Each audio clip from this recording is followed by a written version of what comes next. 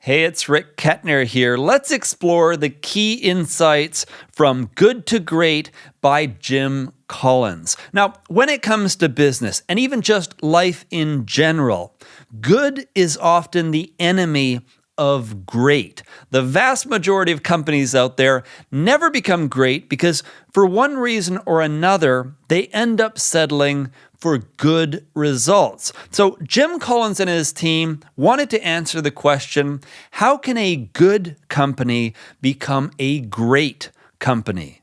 To find out, they set out to identify companies that had already made a good to great transition. So they studied publicly traded companies where they were trying to identify those that had a very specific pattern. So 15 years of good performance, then a clear transition point followed by 15 years of great performance. And how they measured this was the first 15 years had to show cumulative returns that were at or below the general stock market, followed by the second 15-year period showing cumulative returns that were at least 3 times higher than the stock market. Now, each company had to demonstrate the good to great pattern independent of its industry. If the entire industry showed the same pattern of growth, then the company was discarded. And in the end, 11 good to great companies were found.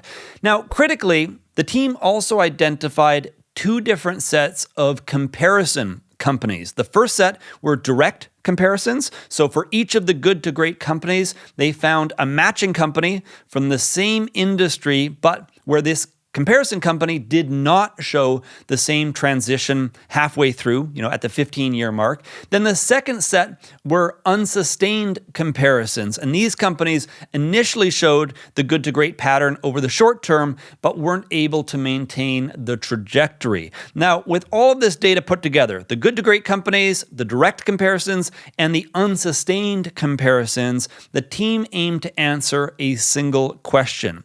What did the good to great companies share in common that distinguished them from the comparison companies? And the answer to that question was the basis for the good to great framework. And the framework is made up of 3 stages: disciplined people, disciplined thought, and disciplined action. And each one of these stages includes 2 key concepts. And wrapped around the entire framework is the flywheel. So let's dive into it and explore this in more detail, beginning with stage number 1, disciplined people. The 2 key concepts in this stage are level 5 leadership and first who, then what. Let's start with level 5 leadership. All of the good to great companies had a level 5 leader at the time of transition. This form of leadership is a unique blend between personal humility and professional will. So these kinds of leaders would often be described as being very reserved, humble, even shy in some cases, and yet they had a deep, burning desire to build a truly great organization. So they channeled their ego needs not into promoting themselves and their leadership abilities, but rather towards building a truly great business. Now, in contrast, the comparison companies often turn to larger-than-life celebrity leaders. These leaders would ride in from outside of the organization and aim to turn it around. Unfortunately, this approach is negatively correlated with a good to great transition, where the good to great companies 10 times out of 11 would promote leaders from within the organization. The comparison companies, more often than not, would actually turn to this form of outside leadership, bring somebody into the organization, and as I mentioned, this is negatively correlated with making a good to great transition. So the key idea here is that making a good to great transition begins with having a level 5 leader. And ideally, that leader is someone promoted from within the organization. And if you're interested in learning a little bit more about level 5 leadership, including a breakdown of all 5 levels, I recommend you check out my full written summary for more information. I'll link that up for you down in the episode description box. But for now, let's continue on to concept number 2. First who, then what? The leaders who ignited good to great transformations started by getting the right people on the bus and the wrong people off the bus. And only then did they figure out where to drive the bus. So it's all about getting the right people on the team and, of course, the wrong people off the team before you decide what the overarching strategy is going to be for making a good to great transformation. And this is very important because when you start with who instead of what, you're far more able to adjust and adapt to a changing world because you've got a great team and that team can help you decide the right strategy at any given time. Now, of course, when you have a team of great people, it isn't a given that they're all going to agree on the same strategy, but that's perfectly okay. In fact, that's something that you should embrace because you want a team of great people that are able to fiercely debate what they believe to be the best ideas for moving the company forward. You want this kind of strong debate where everybody's bringing up their own perspectives, their own opinions, fighting for what they believe in, and then ultimately, once leadership has reviewed the options and chosen a strategy, the entire organization aligns around that strategy and focuses on executing it moving forward. Jeff Bezos has a famous quote around this. The idea is disagree, but commit. So you might disagree on the strategy, you're fiercely debating the strategy, but at the end of the day, once a choice is made, it's time to commit. Next up, we have stage number 2, disciplined thought. The 2 key concepts in this stage are confront the brutal facts and the hedgehog concept. Let's begin with confront the brutal facts. Companies cannot make great decisions without first confronting reality. So when leaders create their own reality and promote it within an organization, this is really a recipe for mediocre results, or in some cases, even worse. So it's very important to create a culture where everybody in the organization is prepared to confront the brutal facts on the ground, whether making the transition from good to great or dealing with any issue or difficulty. It's very important to create a culture where people value having the truth and understanding what's really going on. So here are 4 tips from the book in how to promote a culture of truth. Number 1, lead with questions, not answers. Number 2, engage in dialogue and debate, not coercion. Number 3, when mistakes happen, conduct autopsies without blame. And number 4, build red flag mechanisms to gather critical feedback. Now, to make all of this work, it's very important to strike a balance between, on the one hand, confronting the brutal facts and being prepared to communicate about the real issues that an organization might be facing, and yet on the other hand, retaining absolute confidence that the organization will prevail. So having a culture where everybody understands not only the value of communicating real issues and real challenges, but where the organization also has the confidence to know they can overcome those issues and difficulties. Let's continue on to the hedgehog concept. The good to great companies were like hedgehogs, simple creatures with one core strategy, whereas the comparison companies were more like foxes, crafty and cunning, but they lacked consistency. So the hedgehog concept is a tool that you can use to identify your own simple overarching strategy. It's based on having a deep understanding over 3 things. Number 1, what you're deeply passionate about. Number 2, what you can be the best in the world at. And number 3, what drives your economic or resource engine. When it comes to passion, the good to great companies focus on things that they're already passionate about. So it's not about simulating passion or motivating passion. The idea here is to get very clear on what the organization is already passionate about. When it comes to being the best in the world, it's not about coming up with a strategy or a plan or a goal to try to become the best in the world at something. Instead, it's about being very clear as an organization around what opportunities that company truly has the potential to become the best in the world at. And finally, when it comes to the economic engine, it's important to get clear on the best way to generate sustainable cash flow. And often, this comes down to getting very clear on the one core metric that is most representative of the company's success. So, for example, profit per customer, profit per retail location, even profit per geographic region,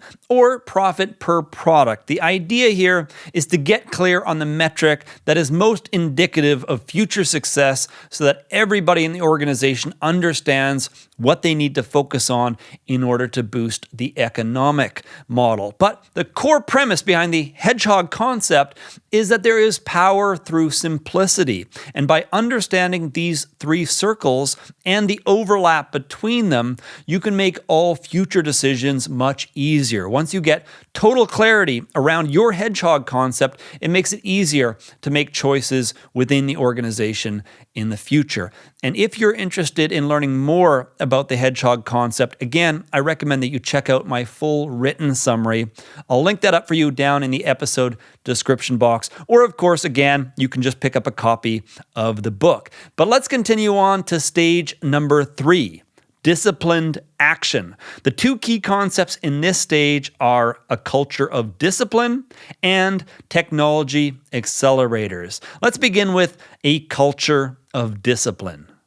The ability to sustain great results requires discipline throughout an organization. And this, of course, involves all three stages: disciplined people, disciplined thought, and disciplined action. Each one plays a critical role in allowing an organization to thrive with minimal bureaucracy. So this concept is all about refining the organization's ability to have discipline in these three areas. When it comes to disciplined people, again, it's all about having the right people on the bus and the wrong people off the bus. You don't want to spend your time disciplining the wrong people into taking the right action. Instead, you want self-disciplined people that are able and willing to take action on behalf of the organization to move it forward. When it comes to disciplined thought, this comes down to, again, confronting the brutal facts, remaining resilient as an organization,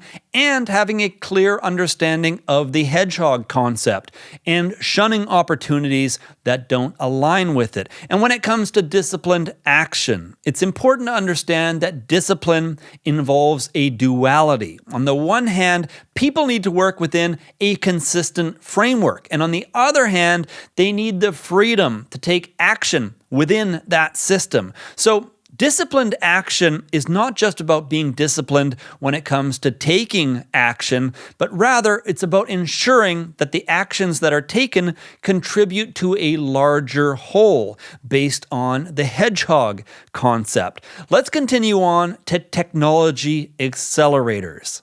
When used correctly, technology becomes an accelerator of existing momentum rather than a creator of new momentum. So, good to great companies didn't begin their good to great transformation by pioneering new technology just for the sake of it. Rather, they understood that the use of technology largely depends on whether or not a particular technology is relevant with their long-term business goals. So the key question here is, does this technology fit directly with the hedgehog concept?